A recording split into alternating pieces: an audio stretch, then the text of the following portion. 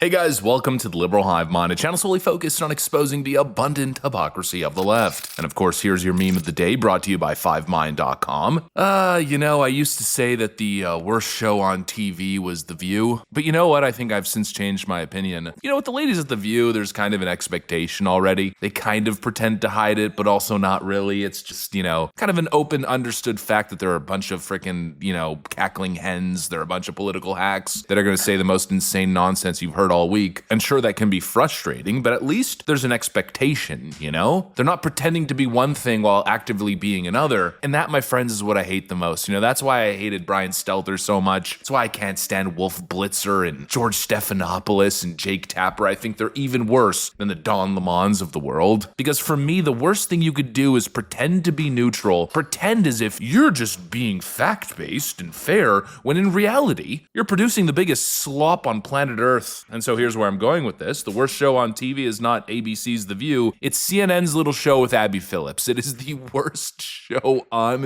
TV. Every single panel is always stacked against the conservatives, and you got these leftoids on the panel who get to say whatever the hell they want, and Abby Phillips never pushes back, yet she's constantly poking the conservative, attempting to debunk with some left-wing platitude or some left-wing nonsense every 2 freaking seconds. And I got another example of Abby Phillips's whacked out, imbalanced panel once again. Look at this moment here on CNN. The moment things started to get a little bit off message, off the narrative they were attempting to paint, all of a sudden they cut to break. Oh, whoa, let's shut Kevin O'Leary up real quick before he can too thoroughly debunk whatever this cracked out liberal's saying. Well, since they cut to break here and didn't allow for a proper response, I decided it's my turn to jump in. So let's go ahead and do it. Let's tackle the conversation on Abby Phillips's latest show here. We got some stuff to get into, so let's roll the tape. All right, folks, so take a look at this. They need to save money right now. But collectively, and I think that's going to be the story of it. But for Black Friday, when you looked at the actual number of goods that were sold, there were less goods sold, but more money made because things are more expensive. That's actually what happened on Black Friday. Data, Friday, Saturday, Sunday, Monday, Cyber Monday,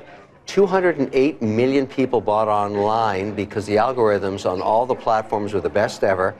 $1 extra billion of revenue. I know that because my companies were part of that success. Revenue does not $1 mean billion more. Money saved, though. And also, you can cherry pick one economic stat, but the fact is, inflation has gone up since Trump took office. Unemployment has gone up since Trump took office. A lot of the macroeconomic indicators that people rely on aren't doing too well. So yeah, you can cherry pick small things like this has gone down, but when you walk to the grocery store, beef is cherry pick this. We're 40 points off an all-time high in history on the S&P 500. We do the number one economy on earth. Are you kidding? It's growing at a slower rate than it did under Biden. We're number one on earth, and we're 40 points off the high. Who's benefiting in that number one? I think it's you are. Everybody that's retired is. Anybody Trump that has has any crashed the market savings like anywhere. 4 times. All right. I mean, how can you bash number one in the world? Thank you, guys. Next for us, Nightcap. All right, guys. Oh, thanks, guys. Okay, let's move to the next topic immediately. Cut to frickin' break. Yeah, it's no wonder what she was doing. She was protecting the effeminate Midas touch little soy boy there. The latest and greatest in Democrat analysis and political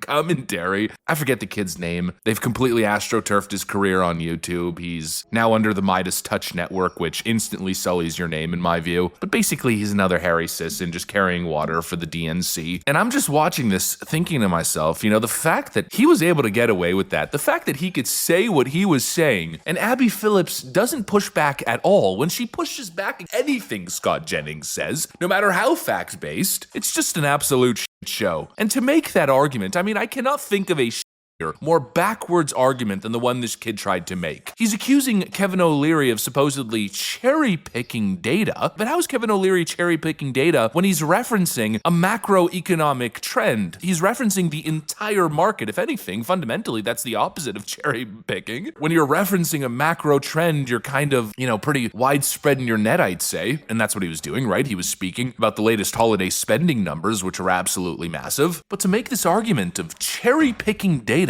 when that's not what Kevin O'Leary was doing, when that's literally what his entire argument was based on. Oh, well, the economy's not good. Don't look at the macro trend. Look at the economic fundamentals, which, by the way, notice he didn't even reference a single one. Oh, the economic fundamentals. Let's look specifically at whatever bad number I can point out. It'll suggest the economy is totally bad. And he says this as he's gaslighting us on this notion that actually Joe Biden's economy was better. Oh, look at the economic fundamentals and growth right now. They're crap compared to the 4 years of of Joe Biden. Really? I mean, we're really going to contrast what's going on right now with Bidenomics, which was one big phony freaking illusion. There was bigger growth under Joe Biden, he says. But what kind of growth? Post-pandemic whiplash growth? Shutting down everything, then reopening? Oh, look at that, 7,000% GDP growth. Who's actually benefiting there, other than the massive multinational corporations? Not to mention, does this growth even matter? Is it even growth? If it's being outpaced by inflation? I'd argue not. Under Joe Biden, companies had more nominal dollars on paper because of all the money printing. GDP looked, real big, yet people were dying financially. And here comes this kid telling Kevin O'Leary he's cherry-picking data, as he just wants to focus on very cherry-picked points of data and ignore the actual facts, then points to Bidenomics, which is basically the embodiment of what he's accusing Kevin O'Leary of doing. Fake bullshit headlines about the economy growing, meanwhile you're getting poorer and poorer and poorer. Cherry-picking a headline number. Ooh, Bidenomics. GDP at 2.5%. Jobs increased by 300,000. Meanwhile, inflation's at 9.1, and the market crashed 35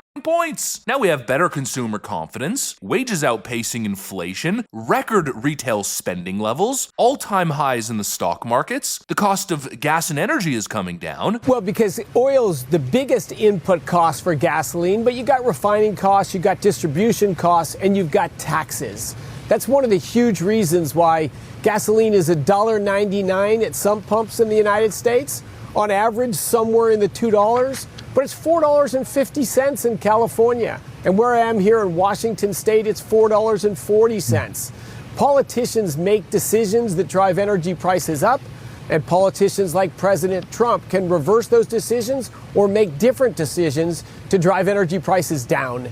And that is the central agenda of the Trump administration: make life more affordable for the American public and opportunities booming for American businesses. Which, of course, is the backbone of everything economically. It's all about energy. You've got inflation coming below expectation. You got jobs coming above expectation. And all of this happening when supposedly Donald Trump is destroying the economy from the inside out with tariffs. You know, speaking of the actual economic fundamentals, all of them are trending in the right direction. All of them are looking good. And yet in comes the little Midas touch femboy to try to gaslight you into thinking everything is horrible. And Abby Phillips giving him the perfect propaganda platform to do so. It's a frickin' joke, and it's obvious what they're up to. They're the ones cherry picking. They're the ones attached to narratives rather than facts, rather than the truth. CNN, of course, remains one of the shittiest places on planet Earth. And once again, we get more proof of the Democrat Party right now. I mean, this is what I say about Democrat politics. It's nothing but paid shills and dishonest grifters. There is no principle. There's no consistency. It's all party line politics in the most disingenuous manner possible. That's how we get these Midas touch clowns, these Krasenstein types, these Brooklyn Dead Defiance, these Harry Sissons of the world, these people who say stuff that's just mind-bogglingly stupid. But I think it's really not stupid. It's purposeful. You know, they say things that as an honest person, it just rattles your freaking brain. To genuinely make the arguments that this guy was making, knowing full well probably that the exact opposite of what he was saying was true, to say that stuff and be able to live with yourself and sleep at night, I can't understand it, but it's basically the Democrat status quo. A bunch of lying grifters who will say anything to protect the party and its interest. But anyways, you heard it here first, folks. Trump's economy is collapsing, and you were better off under Joe Biden. What a complete colossal moron. Anyways, that's pretty much what I got for you guys. Thanks for watching, and I'll see you on the next one.